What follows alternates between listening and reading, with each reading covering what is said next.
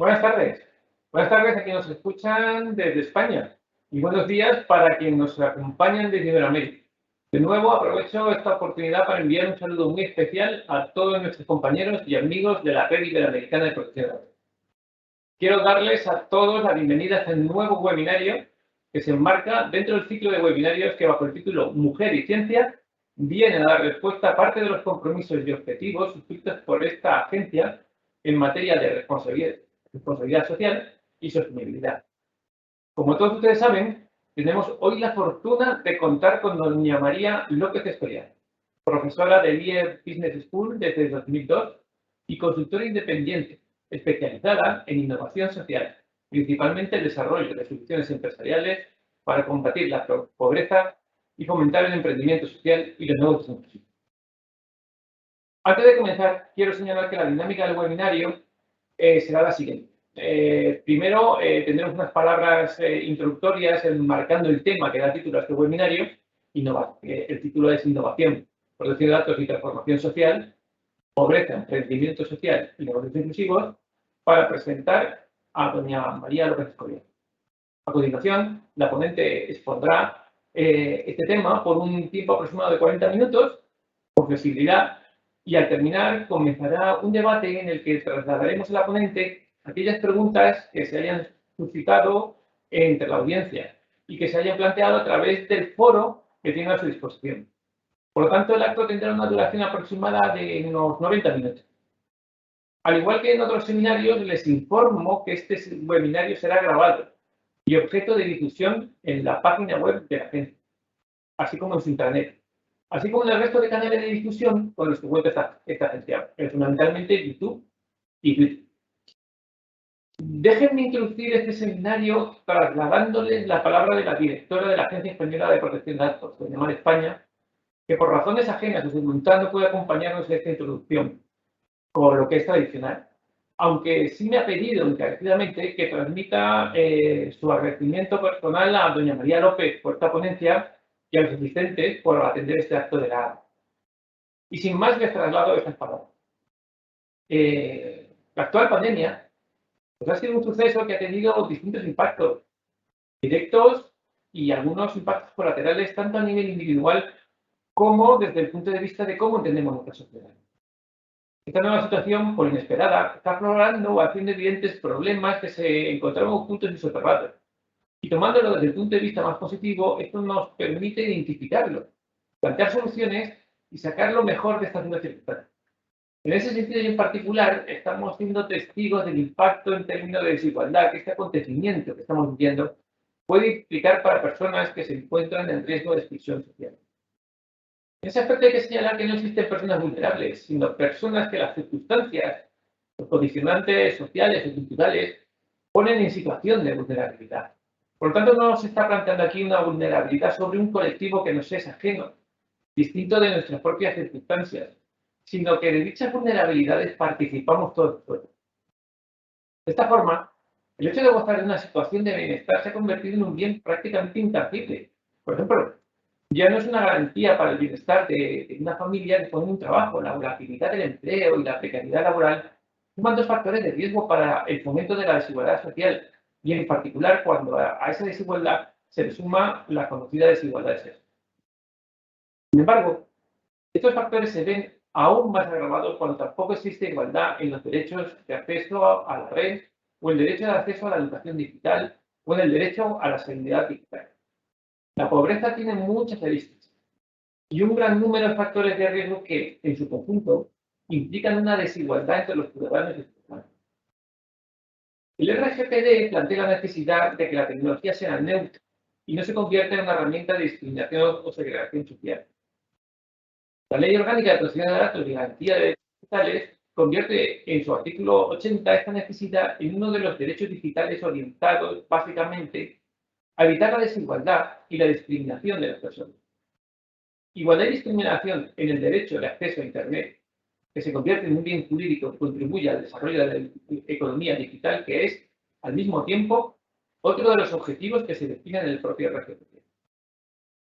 Tanto el derecho a la protección de datos como los propios derechos digitales son herramientas que deben contribuir a erradicar las desigualdades sociales en todo su espectro, siendo posible el aprovechamiento de todo el potencial de desarrollo de un país de forma inclusiva. Ninguno de los vagones del tren del desarrollo económico debe quedar abandonado en la vida moderna. Todas las iniciativas suman y es imprescindible garantizar el acceso a recursos digitales o el acceso a oportunidades que permitan la creación de negocios que en realidad son la base de nuestra economía. Recordemos que en nuestro país más del 95% de las empresas cuentan con menos de trabajo. Hablamos, por tanto, de un tejido empresarial en el que hay un gran riesgo de inexistencia de neutralidad de la tecnología o de la inexistencia de neutralidad a la hora de acceder a recursos digitales como Internet, la educación digital, el derecho a la seguridad online, etc. Esto genera grandes grietas que pueden perjudicar enormemente nuestro desarrollo económico, nuestra competitividad y nuestros principios constitucionales. No solo de nuestro país, sino que hay que mirar estos problemas también de forma global, porque los problemas globales también nos van a afectar, incluso desde el punto de vista más egoísta, a la hora realmente de que todos nos desarrollemos, tanto económicamente como personalmente. Por otro lado, tenemos la necesidad de que tanto las grandes corporaciones como las pequeñas y medianas empresas, a través de sus políticas de responsabilidad social, impriman líneas de actuación que en la práctica supongan un potencial para su propia sostenibilidad y un potencial motivador para la creación de nuevas microempresas o iniciativas de desarrollo local. Quizás este es el momento de recordar que algunas de las grandes corporaciones a nivel mundial comenzaron sobre la base de pequeños desarrollos comerciales o tecnológicos, iniciativas que en la actualidad no pueden tener cabida sin respeto al principio de inclusión social y el principio de igualdad entre género. Hoy tenemos la suerte de contar con María López Escorial en calidad de consultora y experta en negocios inclusivos como herramienta eficiente para la solución de problemas sociales con el objetivo de generar impacto social positivo y retorno financiero, contribuyendo a la riqueza de nuestro tejido empresarial y a la sostenibilidad de soluciones y al mismo tiempo involucrando al resto del tejido empresarial que ha conceptuado. He empezado a dar una pequeña reseña sobre nuestra ponente al principio de esta presentación. Ahora la voy a dar con un poquito más de detalle. María López Escorial es Máster en International Affairs por la Fletcher School Tax y Harvard University y por Amos Tax School of Business Administration en Dartmouth College, en Boston. Además, licenciada en Ciencias Empresariales Europeas, E4, por la Universidad Pontificia de Comillas, y la Middlesex University de Londres. A esto hay que añadir numerosos estudios y formación de posgrado, tanto nacional como internacional. Tiene una larga carrera profesional, de la que voy a extractar solo las responsabilidades más recientes, pues como consultor estratégico senior especializado en innovación social, en negocios en la base de la pirámide de finanzas, la Fundación Microfinanzas de BBVA, en gomicredit.org, World Vision, etc. Como profesor, además, imparte la asignatura de negocios en la base de la pirámide, negocios inclusivos, además de la asignatura de gestión de marketing y ventas en los programas máster del IEL Business School. También imparte la asignatura negocios en la base de la pirámide como estrategia de responsabilidad social en el curso de especialización en innovación y responsabilidad social de la cátedra Inditex de responsabilidad social en la Universidad de la Tecnología. También impartiendo seminarios a alta dirección en el Ministerio de Finanzas y Planificación Económica y Financieros sin Fronteras en Ghana, entre otras muchas actividades. Demasiado numerosas para enumerar. Y con eso, pues, por favor, todos tuyos. Bueno, muchísimas gracias, Luis, por la presentación. Perdón, creo que no estaba muteada. Muchísimas gracias, Luis, por toda la presentación que has hecho, por la invitación que me habéis hecho para participar en este ciclo de conferencias, por la que también os doy la enhorabuena, porque es un tema mujer y tecnología que realmente tenemos que potenciar y yo creo que además hay mucho que decir. Muchas gracias en especial a la directora de la agencia y a todos vosotros por darme la oportunidad de exponer aquí o de hablar sobre un tema que no, la verdad es que no es tan común en este tipo de foros. La verdad es que estaba bastante sorprendida cuando me invitasteis a participar y os lo agradezco un montón. Voy a pasar a poner la presentación que traigo un poco para que nos guíe en este hilo. Deciros que estoy abierta a todas las preguntas que queráis, o sea que si mientras voy haciendo la presentación las queréis ir poniendo como queráis, yo encantada de contestar todo lo que necesitéis. El tema que la agencia me dio o me ha dado, como ha dicho Luis, se titula Innovación, Protección de Datos y Transformación Social. Y la verdad es que el tema de transformación social es un tema enorme, o sea, un tema que además engloba muchísimas vertientes y muchísimas aristas. Entonces, yo os voy a hablar de lo que pone ahí abajo, un poco es lo que es mi especialidad, que es el emprendimiento social, los negocios inclusivos como herramienta para combatir la pobreza. Y un poco para enmarcar un poco todo esto, me gustaría empezar aclarando un poco qué es el emprendimiento social o qué es una empresa social. Las empresas sociales se están considerando ahora mismo como el cuarto sector, después de que tenemos el sector público, el sector privado, el tercer sector, que es el sector de las ONGs, ahora se está constituyendo la empresa social.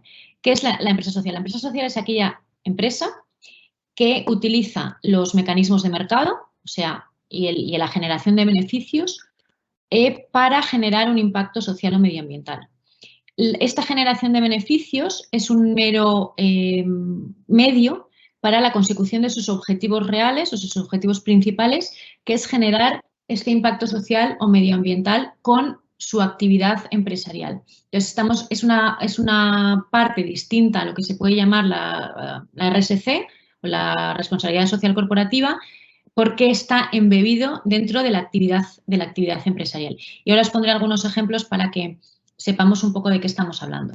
Por otro lado, dentro de las empresas sociales, me gustaría brevemente comentaros qué son los negocios inclusivos. Los negocios inclusivos son empresas sociales, pero que incluyen dentro de su cadena de valor a los más vulnerables. Normalmente, y digamos en el área que yo trabajo, los más vulnerables se llaman las personas en la base de la pirámide económica, que por definición internacional son aquellos que viven por debajo de $4 al día. Esto normalmente es una definición aplicada a países en desarrollo, pero que también en España tenemos personas muy vulnerables y con unos ingresos que realmente podríamos estar hablando de este tipo de negocios. Entonces, son aquellos que los incluyen, sea como clientes, a los que ofrecen sus productos y servicios de una manera que les cambie la vida, como proveedores, como distribuidores de sus productos o como vendedores de los mismos. Como ejemplo, para ilustrar de qué quiero decir con esto de negocios inclusivos, me gustaría hablaros de la compañía Delight. La compañía Delight fue fundada en el año 2007 por dos americanos, pero funciona ahora mismo en casi 48, creo, casi 50 países en todo el mundo. Y lo que vende es lámparas solares. Lámparas solares como la que tenéis ahí en la foto. La lámpara solar más pequeña que ofrecen cuesta $4. Esta que tenéis ahí cuesta, depende del país, pero aproximadamente $8. Y luego han ido incrementando sus productos, su gama de productos, hasta lo que podemos llamar los sistemas solares para casas, en las cuales incluyen varios paneles solares, varias bombillas, varios interruptores que ya son un poco más desarrollados. ¿Por qué esta empresa está considerada como una empresa social? Primero, porque está ofreciendo un servicio, que es el servicio o la posibilidad de tener energía, de tener luz, en áreas en las que realmente, probablemente la red nunca hubiera llegado y a un coste bastante asequible. Estamos hablando de áreas en las que realmente el poner una red eléctrica es absolutamente inviable, sea en India, sea en África, sea en Latinoamérica, etc. Además que está ofreciendo una solución que es solar, que es muchísimo más mucho más sana o mucho más limpia a nivel medioambiental. Pero ¿cuál es el impacto social que produce? Primero, y vamos a pasar a la siguiente diapositiva, está sustituyendo esa lámpara de queroxeno que tenemos ahí, que es la forma en la que las personas de bajos ingresos consiguen tener luz una vez que se ha ido el sol, esa lámpara que tenéis ahí, por una lámpara solar. ¿Esto qué hace? En primer lugar, estamos sustituyendo un 15% de su ingreso, alrededor entre un 15 y un 20% del ingreso, dependiendo del país, que ellos gastan en el queroxeno que estamos viendo para iluminar la lámpara que tenemos ahí. se están ahorrando eso en una lámpara solar. Un 15% del ingreso de estas familias es una parte muy, muy importante. Alrededor, entre un 60 y un 70% lo usan en alimentación, pero el siguiente gasto más importante que ellos tienen es el queroxeno para cocinar o para iluminar sus casas. Entonces, les estamos generando, o D-Light les está generando toda esa parte extra de ingresos que no lo van a tener que gastar a futuro, una vez que hayan amortizado la lámpara. Que si estamos hablando de una lámpara de $8, lo amortizarían en 2 o 3 meses, dependiendo un poco del uso que tengan de queroxeno. Por otro lado, les estamos dando una mayor posibilidad de horas de trabajo, sea en abrir su tienda, sea en coser, sea en hacer las cosas que ellos venden. Esto más o menos está calculado que además del ahorro les incrementa sus ingresos como en un 30%, con lo cual ya estamos generando a nivel económico un impacto bastante importante.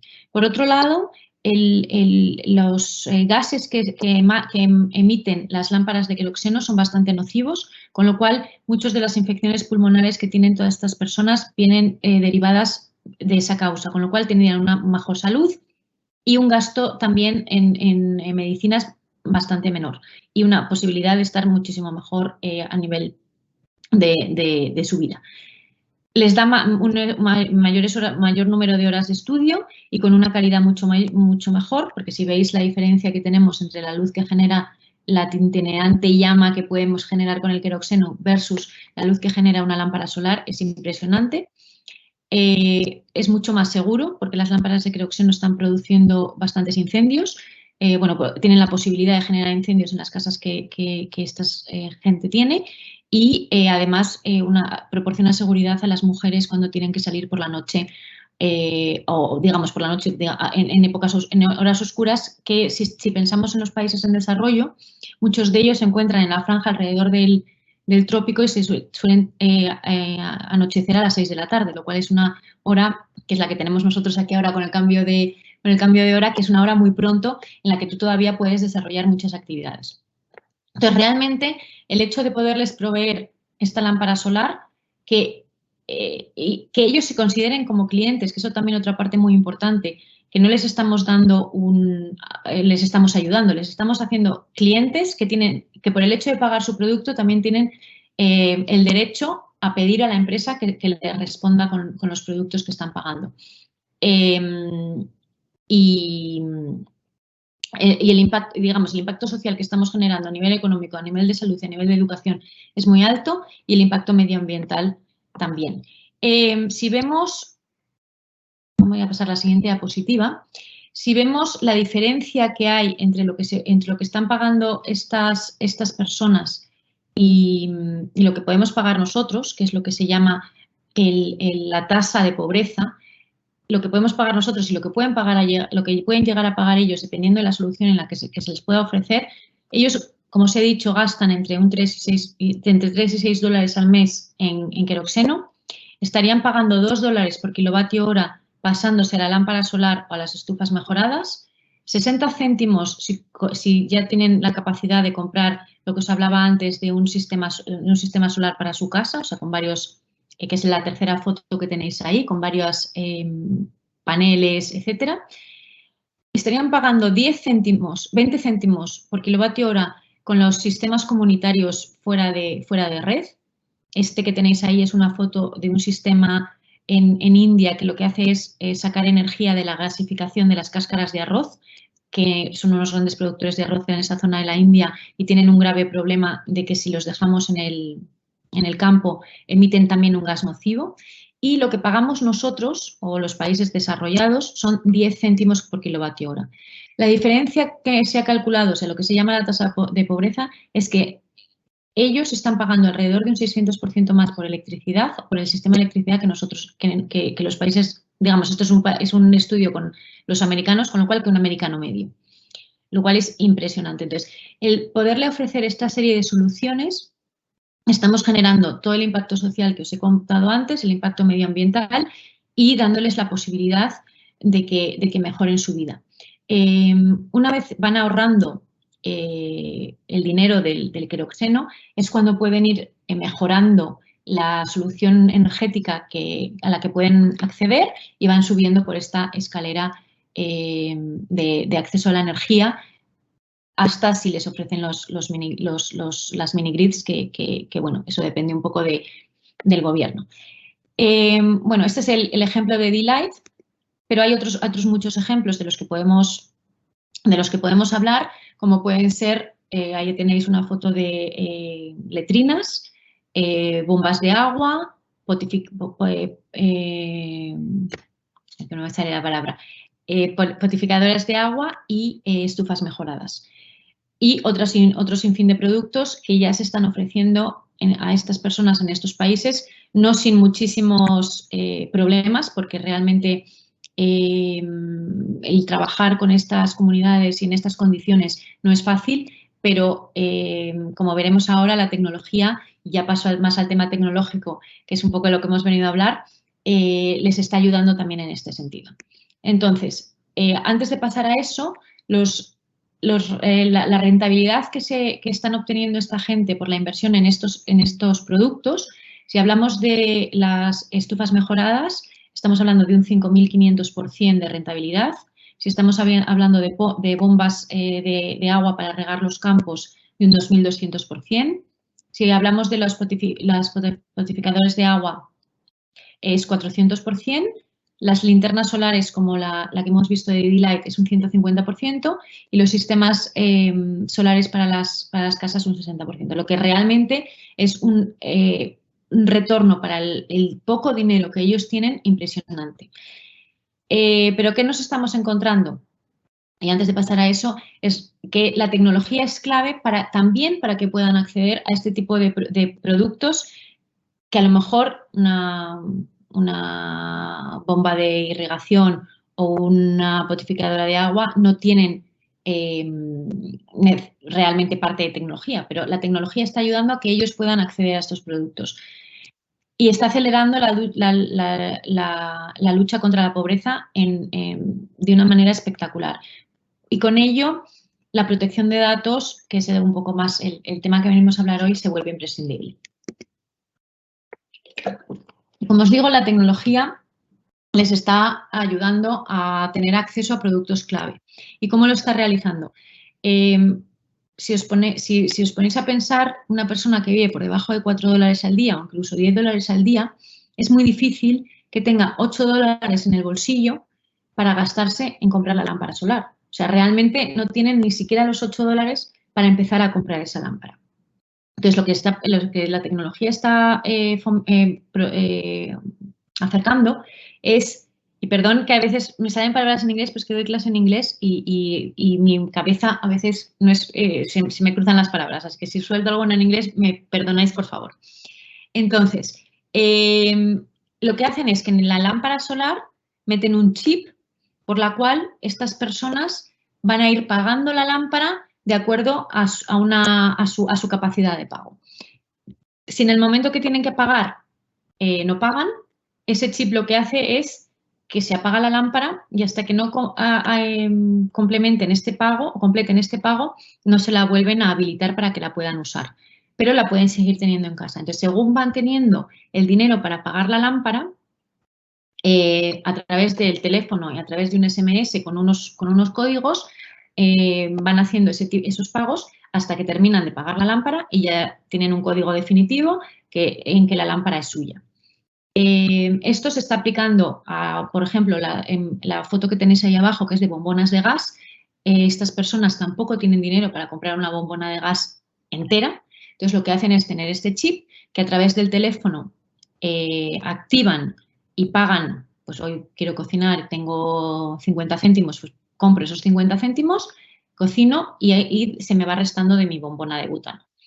El mismo modo puede servir para la irrigación con paneles solares, la compra de urinarios o incluso la venta de agua. Esta empresa sueca, Grundfos, es una empresa enorme a nivel internacional de gestión de agua y la única manera que han tenido para ofrecer el servicio de agua potable en comunidades remotas es que la gente lo pueda pagar a través del teléfono. Esto hace que toda la gestión de cobros y pagos del agua sea muchísimo más eficiente, muchísimo más barata para la empresa y el modelo de negocio les salga, pero ya estas personas tienen un servicio y un producto como es el agua, que es agua limpia, que es vital para todos nosotros y les evita irse pues al río a recoger un agua que probablemente no es, luego no o potabilizan ellos con el subsiguiente coste de potabilización o la toman sin potabilizar, lo cual les genera también enfermedades importantes. Para todo este proceso y para facilitar este tipo de pagos, las empresas necesitan de alguna manera tener los datos del cliente. Muchos de los productos, a lo mejor no para $8, pero para 40, que es lo que cuesta una lámpara solar que además tiene una linterna y le puedes meter, tener un enchufe para recargar el móvil, por ejemplo, pues para $40 necesitan hacerlo a crédito. Entonces, la base, como veremos ahora un poco más adelante en la presentación, para conceder esos créditos está en los pocos datos que las empresas están pudiendo conseguir a través de la telefonía móvil y de sus pautas de consumo. Y esto genera muchos datos que también tenemos que proteger. Otra de las mejoras que la tecnología está generando para este tipo de comunidades es el acceso a la información y el acceso a mercados. Aquí os he puesto 4 aplicaciones. Por ejemplo, Hello Tractor es lo que se llama el Uber de los tractores. Te permite alquilar tractores en el momento que necesitas arar tu campo como si fuera un Uber. Tenemos MyAgro, que lo que te permite es ahorrar en una aplicación según vas teniendo dinero, según los agricultores van teniendo dinero, para que en el momento de la siembra, que es cuando realmente necesitan el dinero, no en el de la cosecha, puedan sembrar con semillas mejoradas, con fertilizantes apropiados, etcétera, para que tengan ese dinero y puedan comprar mejores insumos. Esta aplicación para permitir ese ahorro. Está Esoko, que es como un marketplace que lo que hace, por un lado, es darte información sobre el tiempo, sobre los precios de mercado, sobre técnicas de plantación, etcétera. Y también te pone en contacto tanto con proveedores de semillas, etcétera, que te pueden acceder, al que puedes acceder de una manera mucho más fácil y a unos productos mucho mejores, como a la venta de esos productos. Y esto también existe pues, para los pescadores, como tenéis ahí MyFishTones, MyFish by MyTone, que lo que hace es, perdón que se me está, lo que hace es, saben dónde están los bancos de peces, tienen muchísima mayor seguridad, por si hay tormentas, etcétera, están geolocalizados, pueden denunciar la pesca ilegal. O sea, realmente la tecnología les está facilitando muchísimo su labor, haciéndola más eficiente y haciéndola que mejoren su calidad de vida. Todas estas empresas son empresas sociales cuyo fin principal es el impacto social que pueden generar a través de estas aplicaciones. También está mejorando la educación. Tenemos aplicaciones como eCow o WeFarm que te enseñan a la gestión de las vacas o las plantaciones.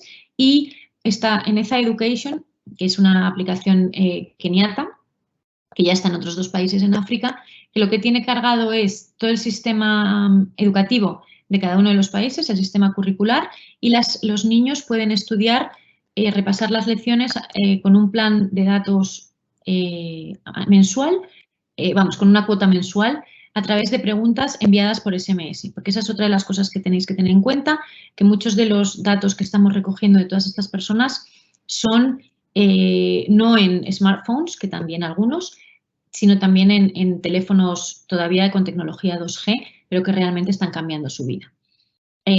Si pensamos que en países en desarrollo el 98,7% de la población tiene acceso a la tecnología o tiene un móvil, estamos viendo que hay más gente con móvil, que el acceso a la electricidad, al saneamiento, al agua y a muchos servicios esenciales a los que no tienen a los que no tienen acceso. Por eso realmente el móvil se ha constituido como una de las herramientas principales para eficientar por un lado y para proveer una serie de servicios clave.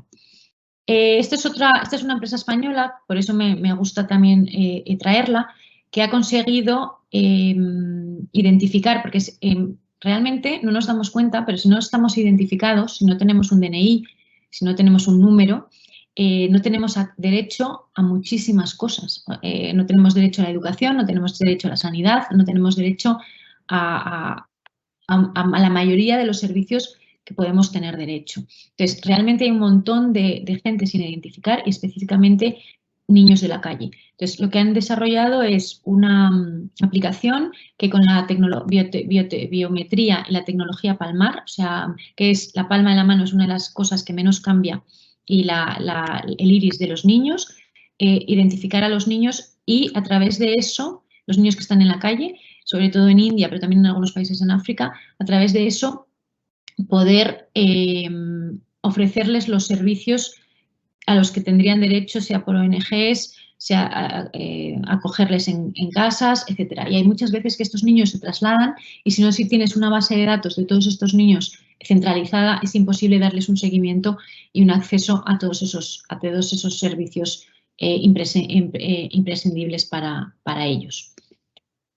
Y por último, bueno, no, por último de lo que os voy a contar, pero hay un sinfín de aplicaciones más, hablamos de la inclusión financiera. El acceso a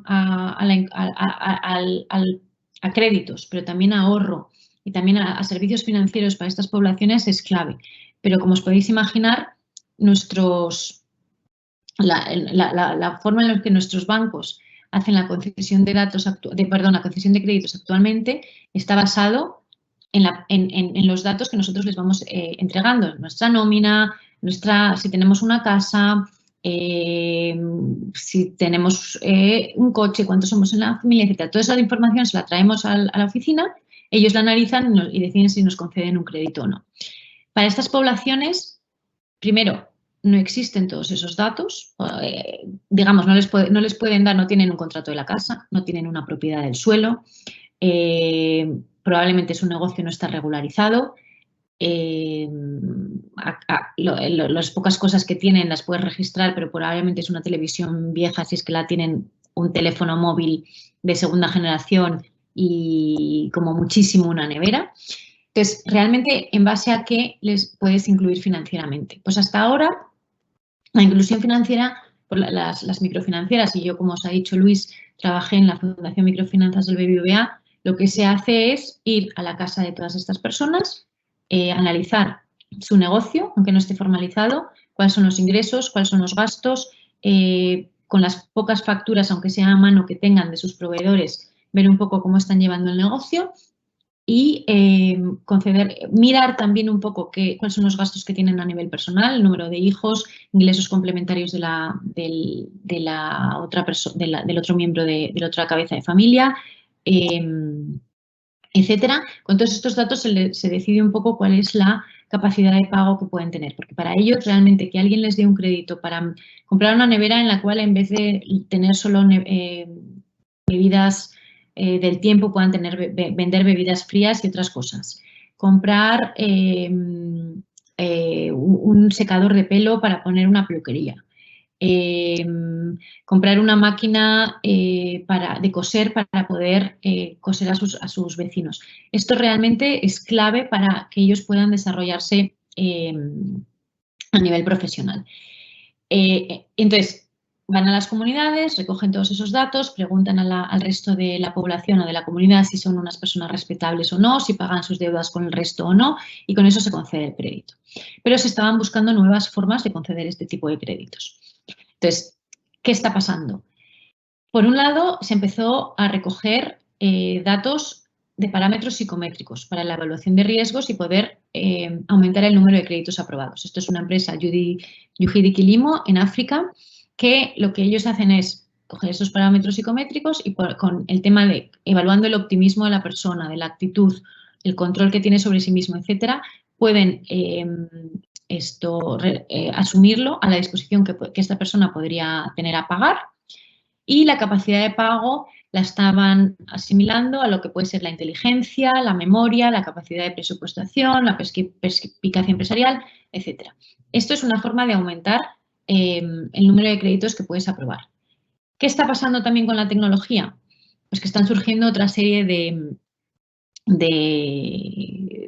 empresas que están concediendo créditos en base a cómo estas personas están usando su teléfono móvil. Entonces, tenemos esta empresa que se llama Tala, que da créditos de 500 euros o dólares, el equivalente en la moneda local, en base a los parámetros de consumo, en base a 250 puntos que consiguen con los datos de las facturas del teléfono móvil.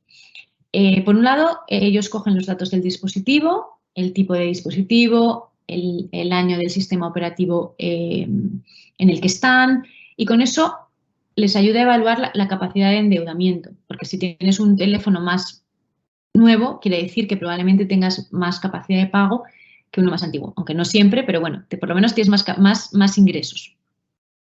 También analizan el historial de pago de las facturas de los móviles y ciertos datos de comportamiento que les ayudan a evaluar la probabilidad de reembolso. Datos de comportamiento como cómo los clientes interactúan con la aplicación, el tiempo que pasan mientras se mueven por las páginas para ver y cuánto tiempo pasan leyendo los términos y condiciones. Cualquier error que ellos puedan tener al escribir información biográfica básica, porque les da un dato sobre el nivel educativo y el tipo de aplicaciones que ellos tienen en su teléfono. También están usando otro tipo de datos, incluidos en dónde pasan su tiempo, o sea, en qué tipo de cosas están pasando el tiempo los solicitantes de préstamos, con cuántas personas se comunican todos los días, con qué frecuencia llaman a sus padres, etc. O sea, imaginaros la cantidad de datos que están usando solo para decidir si te conceden un crédito o no y cómo qué potencial tienen de uso de este tipo de datos. Otra de las empresas que están en esta línea se llama Branch y ellos pues están tomando las decisiones sobre préstamo usando la información que almacenan en los teléfonos móviles, sea el registro de llamadas, sean los SMS, el número de amigos de Facebook, la lista de contactos en otras redes sociales, fotos, vídeos, contenido digital, etcétera, etcétera.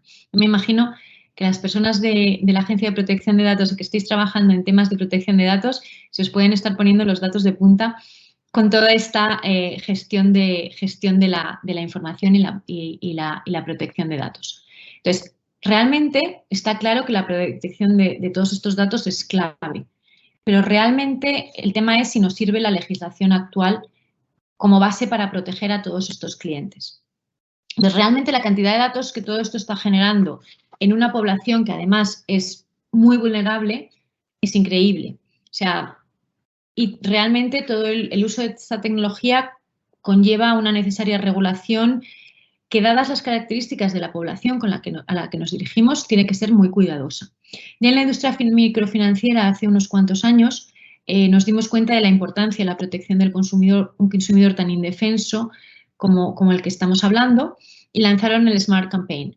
El Smart Campaign trataba de temas como desde no endeudar a los clientes, o sea, hacerles entender cuál es su capacidad real de pago de los créditos, como explicarles bien a qué productos, porque muchas de estas personas es la primera vez que les conceden un crédito, no saben cuándo tienen que pagar la cuota, no saben qué significa un tipo de interés.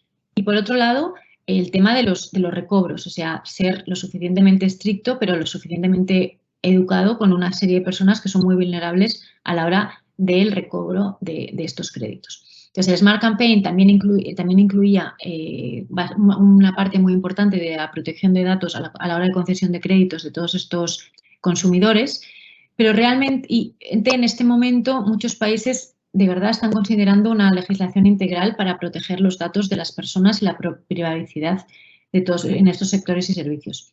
Como todos sabéis, la regulación de la protección general de datos de la Unión Europea es el esfuerzo más conocido, pero realmente en países tan dispersos o diversos como Ghana, Sudáfrica, la India, Indonesia, Kenia, realmente están considerando o han aprobado o digamos, aprobado una legislación de protección de datos de amplio alcance. Sin embargo, o sea, todo lo que estamos viendo, todo lo que se está generando, todos estos regímenes de protección de datos dependen en gran medida del consentimiento del consumidor individual. O sea, nosotros tenemos que consentir, haciendo el check en todas estas aplicaciones, que esos datos sean usados por terceros. Lo que coloca una carga que realmente tampoco parece razonable para estos clientes de bajos ingresos. Es muy poco realista, incluso también para nosotros en países desarrollados, que los clientes, que todos nosotros nos leamos todos los documentos de protección de datos de todas las aplicaciones que tenemos en nuestro teléfono. Y parece como bastante injusto imponer la carga de ese consentimiento a personas cuando la mayoría de ellas está abriendo cuentas por primera vez, se están conectando a Internet por primera vez, tienen unas tasas de alfabetización muy bajas, se enfrentan a posibles barreras idiomáticas, tecnológicas, etc. Pero realmente la gran posibilidad que están ofreciendo estas tecnologías la tenemos que tener cuidado a la hora de protegerles a ellos como persona. Los modelos basados en consentimiento pueden haber sido muy adecuados hace 20 años, pero la rápida transición a las economías digitales de los países en desarrollo hace pensar que a lo mejor este modelo no proporciona la protección suficiente para los avances tecnológicos del siglo XXI. Por eso el SIGAP, que es parte del Banco Mundial, entre otras organizaciones, han concluido que el modelo del consentimiento del consumidor, eso no sé qué pensáis vosotros, ellos dicen que está roto y que se necesitan protecciones adicionales para proteger a este tipo de consumidores. Que por otra parte, además, hay que realizarlo de manera que no inhiba la innovación responsable en todas estas aplicaciones que les están dando un servicio clave a la hora de mejorar sus ingresos y su calidad de vida. Entonces, lo que está un poco surgiendo para ser realmente eficaces es adoptar nuevos enfoques que van más allá del consentimiento del consumidor, pero además que imponen una carga razonable sobre los proveedores para actuar en interés de sus clientes. Por eso, las principales propuestas se basan en transferir la responsabilidad al proveedor, sea en forma de test de legítimo propósito, en donde solo se pueden usar los datos para cosas que beneficien claramente al cliente, independientemente de si han marcado la casilla o no, o el deber fiduciario, donde los proveedores no pueden usar los datos en forma que les beneficien a ellos más que a sus clientes, poniendo el deber de probar este beneficio en manos de los proveedores y no de los clientes. Entonces, este tipo de protección de datos pues, pone a prueba realmente las capacidades legislativas de muchos países, pero realmente es el momento de adoptar una legislación que nos ayude a todos. Entonces, bueno, como hemos visto, los regímenes de protección de datos dependen en gran medida del consentimiento del consumidor individual, lo que realmente nos coloca una carga no razonable para los clientes de bajos ingresos, y no solo los clientes de bajos ingresos que hemos visto en África, los ejemplos que os he explicado en África o en India o en Latinoamérica, sino que también tenemos que revisar los clientes de bajos ingresos que tenemos entre nosotros, porque hay mucha gente que realmente no tiene la capacidad, a lo mejor, para entender todas las cláusulas de protección de datos que les estamos haciendo firmar. Entonces, bueno, pues estas son las dos alternativas que se están poniendo ahora encima de la mesa. No sé si a vosotros os parece realista o no, el test de legítimo propósito y el deber fiduciario. Y realmente, bueno, pues nos están poniendo a prueba, pero es algo que tenemos que hacer porque realmente necesitamos proteger a unas personas tan vulnerables como las que están empezando a acceder a este tipo de servicios que realmente ni siquiera los entienden muchas veces. Entonces, tenemos que ser especialmente cuidadosos en todo lo que les estamos pidiendo y qué estamos haciendo con eso que les estamos pidiendo, especialmente en el tema de datos. Y yo aquí ya me callo, espero que os haya resultado interesante. Sé que es un poco fuera de lo que a lo mejor estamos acostumbrados a ver en nuestra vida diaria, pero creo que también se puede extrapolar a la vulnerabilidad con la que nos estamos encontrando. Como nos decía María en sus palabras, necesitamos erradicar todas estas diferencias sociales y la tecnología nos está ofreciendo una herramienta espectacular que nos está permitiendo desarrollar una serie de soluciones que no serían posibles sin el ahorro y las eficiencias que esa tecnología generan. No sería posible conceder un crédito a muchas de estas personas si no analizamos los datos de su teléfono móvil, pero al mismo tiempo tenemos que ser muy cuidadosos porque estamos trabajando con personas muy vulnerables que nosotros mismos les debemos proteger. Así que ahora ya me gustaría pasar a vuestras preguntas.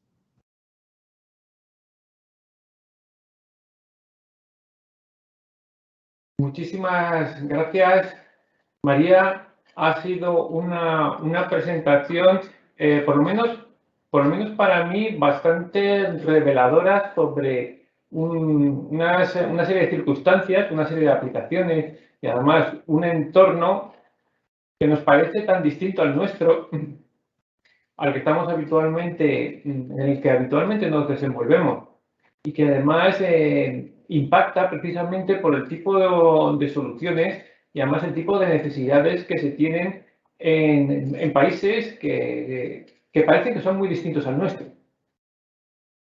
Alguien puede pensar que se está hablando de cosas que no son ajenas, como decía la directora, pero esto no es algo ajeno a nosotros. Lo que está sucediendo en esos países y en esos entornos cualquier día nos va a ir alcanzando. Por tanto, yo creo que es bastante importante conocer qué es lo que está pasando fuera de nuestro espacio económico europeo, para acercarnos a esa realidad que está llamando además a nuestras puertas, y no solo a nuestras puertas desde el punto de vista de personas que están buscando pues, nuestro cobijo y nuestro apoyo, sino también de modelos que se están implantando, que están implantados, como estás comentando, y que luego van a tener un impacto sobre nosotros. Ese aspecto me ha parecido muy interesante. Y también algunas de las personas que están atendiendo el evento me han lanzado alguna pregunta en este sentido. Alguna pregunta que me gustaría trasladarte. Perfecto. En particular, una de las preguntas señala a que cuando estamos hablando de personas que están en situación de vulnerabilidad, como las que nos estamos planteando, al final esa persona hay que tener en cuenta que esa situación de vulnerabilidad no justifica tampoco una rebaja de sus derechos.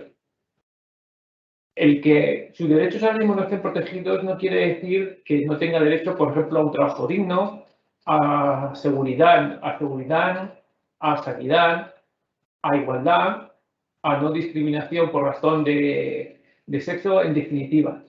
O sea que forma parte de la construcción de la dignidad de esas personas que no por ser vulnerables podemos obviar.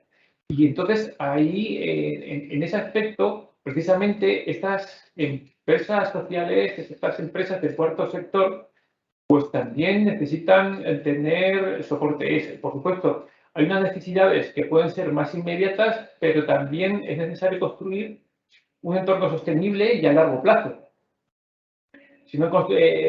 Sostenible socialmente, y precisamente ahora que nos encontramos en el desarrollo precisamente de las economías digitales, estas también tienen que ser sostenibles. Para ello, a veces estas empresas necesitarían pues también soporte legal, soporte precisamente, por ejemplo, en lo que es protección de datos, para que sean conscientes pues no solo de los riesgos a los que nos estamos enfrentando. Las soluciones a corto plazo pues son soluciones a corto plazo, pero aquí lo que se debe estar planteando son también soluciones a largo plazo. En estas empresas con un espíritu social, muchas de ellas que pueden estar operando de España precisamente hacia esos países, ¿tienen ese conocimiento?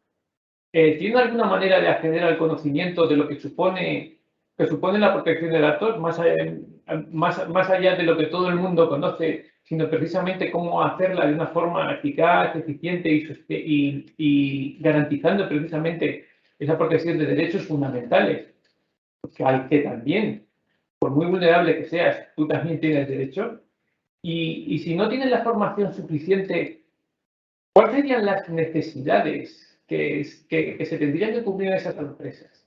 Que también por sus propios objetivos van a tener también menos recursos y menos apoyo, pero tienen una necesidad de asesoramiento. ¿Y cómo se están planteando? ¿Cómo se está planteando esta situación? A ver, la mayoría de las empresas sociales suelen ser lo que se llaman startups, o sea, suelen empezar como empresas muy pequeñas, con pocos recursos. Además, el mero hecho de que tengan un impacto, o sea, quieran que su motivo, o sea, su objetivo sea tener un impacto social, hace que el que lleguen los beneficios normalmente llegan más tarde que en una empresa normal. O sea, si en una empresa normal se considera que lo normal es que lleguen a beneficios entre 3 y 5 años, una empresa social del tipo del que estamos hablando no lo consiguen entre 7 y 10 años. Entonces, realmente tienen una travesía del desierto muy, muy larga para la que necesitan fondos y para la que necesitan mucho asesoramiento y ayuda. Hay una parte que está cubierta o inicial, que a veces está cubierta por fondos filantrópicos, o sea, por fundaciones grandes que deciden ayudarles si la idea si el impacto social o medioambiental que se puede generar a futuro es grande, pues les pueden ayudar en este sentido, pero es verdad, como decías tú, que tienen muchísimas carencias. Y desde luego, a nivel específicamente de legal y de estructura de protección de datos, no es una cosa que se les ocurra a priori. O sea, es verdad que todos ahora mismo con la nueva legislación tuvimos que dar consentimiento y todo el mundo está muy pendiente de la protección de datos, pero de la protección de datos tal y como la concebimos aquí, tal y como la concebimos en lo que está regulado en nuestra latitud. Cuando empiezas a tener que poner otra serie de cortapisas y otra serie de actividades en marcha para asegurar esa protección, pues igual que les faltan recursos para muchas otras cosas, esto para ellos no es algo prioritario al inicio de la actividad. Con lo cual yo creo que cualquier ayuda que desde la Agencia de Protección de Datos o que cualquiera, digamos, si hay gente de Latinoamérica que desde las agencias nacionales de protección de datos se les pudiera dar en este sentido, sería más que bienvenido, porque realmente tienen tantísimas cosas que hacer y tanto que en el plato que cualquier ayuda sería clave. Muchas gracias por tu respuesta. Mira, también tenemos por aquí otra pregunta que vincula precisamente una presentación que tuvimos en el pasado webinar, que también fue muy interesante como esta, y es en relación al problema de utilización de sistemas biométricos precisamente en países en vías de desarrollo. Uno de los problemas que nos planteaba la anterior ponente, Marta Beltrán, fue lo que ha pasado ahora en Afganistán, en el que se implementaban políticas de recogida de datos biométricos, tal como has planteado en tu presentación. En ese caso, con varios objetivos. Por un lado, el objetivo precisamente de cimentar precisamente en lo que es el desarrollo de una incipiente democracia, en lo que es con relación a la celebración de consultas y elecciones. Por otro lado, como has dicho, a la hora de proporcionar servicios públicos para tener una correcta identificación de las personas y a quién se le estaban dando esos servicios, y por otro lado también con el propósito de implementar seguridad, lucha contra insurgencia, terroristas y demás. Ahí se desplegó, pues, como decía la ponente del pasado webinar, pues una campaña de identificación biométrica de todos los ciudadanos basada pues, en huellas dactilares, iris también y reconocimiento facial. Ahora que ha habido un vuelco completamente político y un cambio total en las garantías que un Estado de Derecho estaba proporcionando, o por lo menos un incipiente Estado de Derecho estaba proporcionando, ahora nos encontramos pues que un grupo radical es el que tiene control de las bases de datos biométricas y no solo de la base de datos biométricas, sino también de todas las herramientas que estaban disponibles para el control y seguimiento de la población, tanto en su vida diaria como en su vida en Internet. Entonces aquí nos encontramos pues que esto no es un hecho aislado. Hay muchos países que nos encontramos ahora que se encuentran en conflicto. Si tengo que pensar rápidamente en uno, podríamos hablar de Yemen, que también se encuentra en una situación muy grave, además de necesidad de asistencia humanitaria. Y entonces ahí nos planteamos con qué garantías podríamos implementar para evitar que este tipo de bases de datos y de procesamiento caigan en manos incorrectas. Porque lo que nos encontramos también es un problema es un problema al que se le está buscando una solución a corto plazo, pero que pues, luego puede resultar extremadamente peligroso al largo plazo. Bueno, la verdad es que sí. O sea, el ejemplo en el que yo exponía lo están usando, sobre todo en la India, un conglomerado de ONGs para dar servicio a estos niños. Entonces, digamos, la propiedad o el uso, no sé si la propiedad, pero el uso de esos datos es compartido por organizaciones del tercer sector con el fin exactamente solo de identificar a estos niños y darles un servicio social, además de acompañarles, de que se sientan acompañados, no solo porque los niños de la calle en la India se juntan alrededor de las estaciones y viajan mucho en los trenes, obviamente de polizones, de un sitio a otro. Entonces, el tenerlos reconocidos, el poder tener esa huella biométrica, te permite mantener un apoyo, o sea, saber qué programas les han dado en el sitio anterior y continuar el trabajo. Y además que tengan derecho a eso.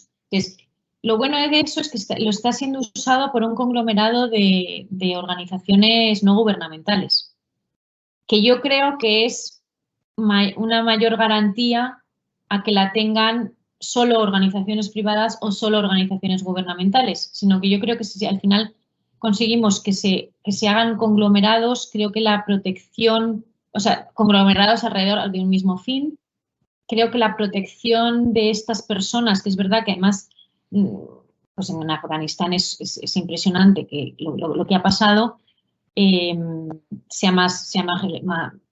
un poco más protegidas. Pero es verdad que todo ese tema de reconocimiento, pero bueno, al final nosotros también estamos, entre comillas, muy fichados.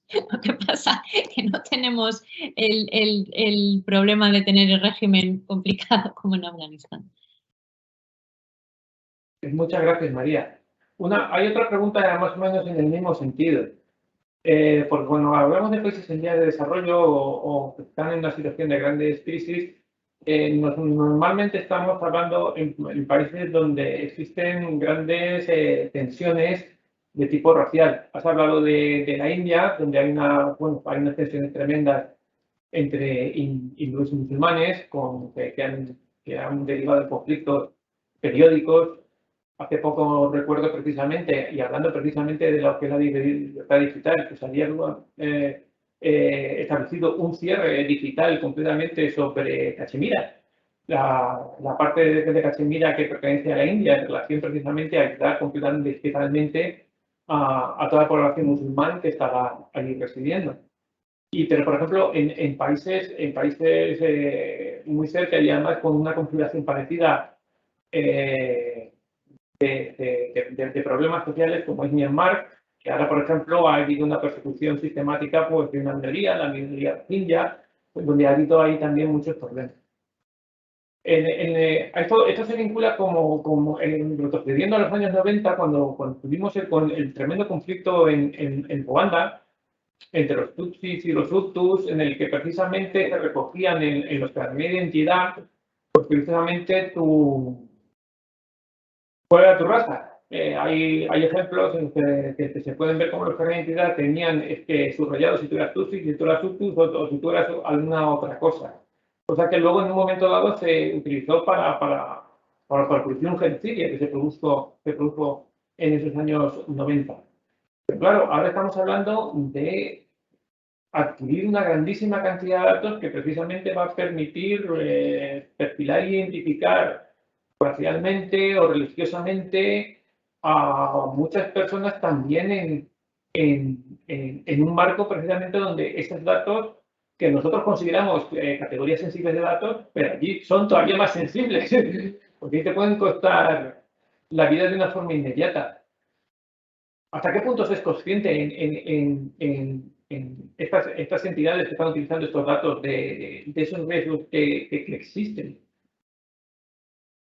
A ver, en el tema de discriminación, sobre todo a nivel de mujer, o sea, a nivel de... Sí que hay una gran tendencia por la protección de las mujeres, porque siempre se dice que la pobreza tiene cara de mujer y tiene cara de niño, y es verdad que son los más afectados por este tipo de... por los conflictos y por las situaciones de pobreza. Entonces, sí que ha habido un movimiento en aras a que no se discrimine a la mujer. O sea, ahora mismo el uso de teléfonos móviles está más, o sea, es realizado, o sea, la pertenencia, digamos, la propiedad de teléfonos móviles es más por hombres que por mujeres. O sea, todavía las mujeres, y si tienen un teléfono móvil una mujer, es mucho de menor calidad o menor potencia que el que tiene el hombre a su lado. Esto lo que hace es pues, que todas las innovaciones que se están dando y de las que yo también os estaba contando ahora tengan mucho menor acceso las mujeres que los hombres. En ese sentido, sí que se están desarrollando programas específicos por las grandes empresas de telefonía, por el GSM, que es el consorcio a nivel internacional de empresas de telefonía móvil, para que a nivel de género haya mayor paridad al acceso a este tipo de tecnologías. En cuanto a la protección de los datos, que es un poco lo que tú me preguntabas, no estoy segura de si está habiendo mayor sensibilidad a la hora de guardar este tipo de datos que pueden generar, es verdad que pueden generar una discriminación positiva, sea por género, sea por raza, sea por religión, sea por otra serie de cosas. O sea, por ejemplo, en Kenia, que es el país que más desarrollado está todo el tema de acceso financiero a través del móvil, con una penetración de un 80% de la población o más, y que se mueve a través del móvil un 44% del GDP del país.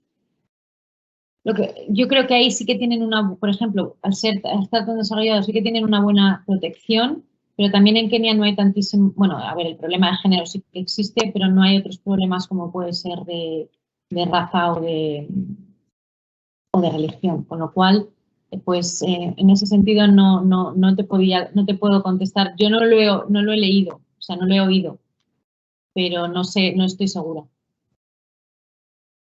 Oye, pues muchas gracias también por tu respuesta, porque además este tema me parece que es muy interesante para remover conciencias y que además es que, y como hemos dicho antes, no hay que pensar que esto es algo que nos es ajeno, sino que yo creo que está más cercano de lo que creemos. Has dicho algo también muy interesante que es, pues, cómo gestionar pues, por ejemplo, el consentimiento u otros derechos que podrían tener pues, los sujetos de los datos también en este país. Por supuesto, el consentimiento no es libre si tienes hambre y si alguien se aprovecha de ello. Pero es eso, nos encontramos en una circunstancia que la gente no se disponen de las bases necesarias para articular un consentimiento libre. En ese aspecto, has planteado una serie de soluciones que normalmente traslada a los propios proveedores pues, de unas herramientas que tienen más un carácter ético a la hora de tratar los datos de carácter personal. Pero también cuando se desarrolla esa actividad en un marco en donde no hay unas autoridades de control, unas autoridades independientes que proporcionen ese soporte a los ciudadanos. Pues porque el papel de las autoridades de control es precisamente no dejar al ciudadano abandonado, solo ante pues, una entidad. Yo estoy convencido de que muchas de las entidades del cuarto sector que están operando pues, tienen unos propósitos completamente honestos. Pero precisamente las autoridades están para dar soporte y apoyo a los que son honestos y que no entren en competencia, en una situación de inferioridad ante una competencia no honesta que no está regulada. Precisamente las autoridades de control protegen a los honestos al no ponerles en una situación de inferioridad. Pero nos encontramos, claro, con unos países en donde no nos encontramos con esas garantías. ¿Cuál es tu opinión sobre ello? ¿Cómo se podría articular, tal vez desde un punto de vista internacional, pues algún tipo de supervisión para precisamente proporcionar esa protección, esas garantías? Bueno, yo me remitiría al caso de la industria microfinanciera, porque la industria microfinanciera ya lleva 40 años trabajando, o sea, en las microfinanzas, el microcrédito lo fundó, no se sabe si Yunus primero o en Bolivia primero, pero o si no a la vez, hace eso como más o menos 40 años, en los años 80, y la industria microfinanciera surgió igual, primero eran ONGs que daban créditos y luego se fueron pues profesionalizando, haciéndose más grandes, viendo su utilidad y cada vez eran más grandes y había más competencia. Entraron muchísimas nuevas empresas en el sector microfinanciero y en un momento dado se quiso velar por la protección de esas personas que estaban tomando créditos sin un conocimiento claro de qué era un microcrédito inicialmente, de las cuotas que tenían que pagar, se estaban endeudando, en eso iba su dinero y muchas veces su vida. Y realmente el sector microfinanciero en un momento dado entró como en crisis, entre comillas, en crisis y en revisión de cuál era las prácticas que debían ponerse en marcha para proteger a este tipo de consumidor. Entonces, en ese sentido, lo que sí que se hizo en el sector fue hacer unas normativas, digamos, una regulación propia del sector. Que es verdad que no tienes capacidad de poner una multa o sea, no es como un legislador que tiene unas herramientas en las cuales sí que te puede o incluso cerrar la empresa, pero el hecho de que existían estas normas, la propia industria fue identificando a aquellos que se salían de lo que era esta norma. Y eso, al final, con el Smart Campaign que estaba diciendo en la presentación, se consiguió que esas empresas se fueran certificando en el Smart Campaign. Entonces, al irse certificando, se comprometían a acogerse a una serie de normas de protección del consumidor en el cual está incluida la protección de datos, que ha hecho que el sector más o menos se autorregule en este sentido, porque sí que tiene más regulación, ya se ha generado bastante más regulación a nivel legislativo, incluso en países en desarrollo, porque han visto el potencial del sector y en un momento dado se potenció, pero realmente ha sido internamente una autorregulación del sector que creó este sello, que luego es verdad que es muy difícil comunicarle a un cliente que se tiene que ir a esta microfinanciera que tiene el sello y a esta no. Pero al final, cuando ya sí que empieza a haber un desarrollo del sector, cuando empieza a haber competencia, cuando ya el cliente en un momento dado, por ejemplo en Perú la cantidad de entidades microfinancieras que hay es impresionante. Entonces ahí ya sí que por el boca a boca, sea como sea, los clientes empiezan a decir, vete a esta oficina sí o vete a esta oficina no. Y yo creo que ha sido una buena manera de sustituir un poco, bueno, pues los poderes públicos que en algunos países a lo mejor no tienen la capacidad de llegar tan lejos porque tienen otros problemas también muy importantes en su plato y que ha funcionado bastante bien. Por ejemplo, otro de los temas de los que se ha hablado mucho en la industria microfinanciera es el tema de cuántos beneficios puedes tener de esta gente. O sea, porque al final, la pregunta es si te estás enriqueciendo gracias a los pobres.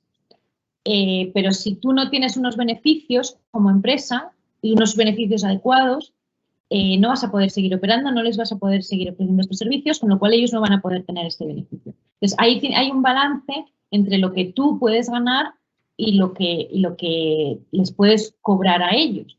Entonces, por ejemplo, una microfinanciera que empieza, los costes, digamos, de establecerte en algunas zonas rurales o de establecerte en algunos sitios son muy altos, con lo cual los márgenes normalmente suelen ser más. Podrían ser más altos en aras a un crecimiento y poder atender a una población mayor que pueda beneficiarse de ese tipo de productos. Yunus, por ejemplo, lo que dice es que que una rentabilidad máxima sería un 10%. Con un 10% en algunos sitios no te da, porque depende de dónde estés, depende de las condiciones, no te da. Entonces, yo creo que sí que es verdad que se tiene que mirar esto y se tiene que mirar, yo creo que la industria es una buena, y bueno, ahora mismo, porque no te pueden decir, un regulador no te puede decir cuánto puedes ganar. O sea, no te puede decir cuánto pueden regularte, por ejemplo, se reguló en India la máxima tasa de interés que puedes tener. Pero claro, eso significa que no puedes ofrecer productos que sean, cuya rentabilidad no te llegue con esa tasa de interés. Y la innovación se ve en detrimento por toda esa serie de regulaciones. Entonces, yo creo que la industria es un agente mucho más imparcial y que tiene mucho más conocimiento real de cuál es lo que está pasando para regular este tipo de cosas, y más en esos países. La industria a nivel internacional, porque eso fue, digamos, ya estás comparando unos países con otros y estás hablando de la industria microfinanciera en general. Unida en, pues eso, alrededor del Smart Campaign o de otras iniciativas. Pues la verdad, muchísimas gracias también por esta contestación y en general por toda tu exposición. Personalmente ha sido muy reveladora. Me has abierto una perspectiva y un mundo que no conocía. Ha sido muy, muy interesante. Estoy seguro que nuestros asistentes así lo piensan. Y bueno, no voy a abusar más de tu tiempo porque te agradezco muchísimo, pues además el esfuerzo que has dedicado preparando además una presentación para todo nuestro público y simplemente desearte pues darte muchas gracias, desearte mucha suerte precisamente en este trabajo que estás haciendo, que a mí me parece de una importancia capital. Y nada, con esto terminar este webinar con mi total aprecio a tu presentación. Muchísimas gracias a vosotros, a todos los asistentes que han estado con nosotros, y si he podido contribuir con un granito de arena a extender el conocimiento en este tema, encantada. Y gracias por pensar en mí para invitarme.